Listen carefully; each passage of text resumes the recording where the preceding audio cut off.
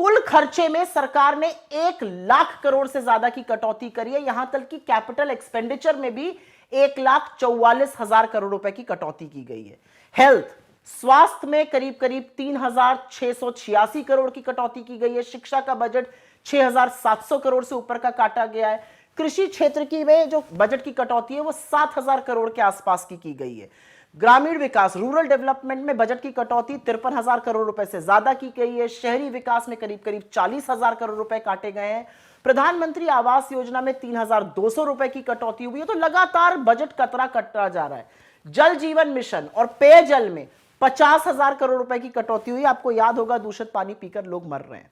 लेकिन सबसे क्रूअल कटौती जो है वो एससी, एसटी और ओबीसी योजनाओं के बजट में की गई है। पीएम अनुसूचित जाति अभ्युदय योजना में 890 करोड़ का बजट काटा गया। ओबीसी छात्रवृत्ति में 690 करोड़ की कटौती की गई। दलितों के लिए पोस्ट मैट्रिक जो स्कॉलरशिप होती है उसमें 360 करोड़ रुपए काटे गए। ट्राइबल्स के लिए जो विकास का कार्यक्रम होता है उसमें करीब करीब 1600 करोड़ रुपए की कटौती की गई।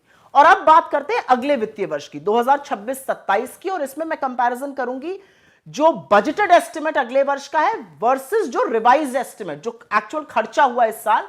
तो किन किन स्कीम्स में पैसा काटा गया? खाद्य सुरक्षा में कम आवंटित किया गया है, यूरिया सब्सिडी में कम आवंटित किया गया है, गरीबों के लिए जो एलपीजी योजना होती है उसमें कम आवंटित किया है, फसल बीमा योजना में कम पैसा डाला है, विमान और एरो इंजन में कम पैसा है, नौसेना डॉकयार्ड परियोजना में कम पैसा है, वायुसेना के जो प्रोजेक्ट्स हैं उसमें कम पैसा है, और राष्ट्रीय सुरक्षा में जो टेक्नोलॉजी लगती है उसमें कम पैसा है।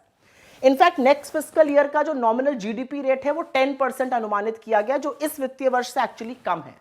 तो यह स्पष्ट है कि बजट के आंकड़े सरकारी खर्चे में भारी कटौती करके हासिल किए गए। सरकार ने स्वास्थ्य में, शिक्षा में, कृषि में, सामाजिक कल्याण में, दलित, आदिवासी, पिछड़ों की छात्रवृत्ति जैसे महत्वपूर्ण क्षेत्रों के फंड काटे हैं।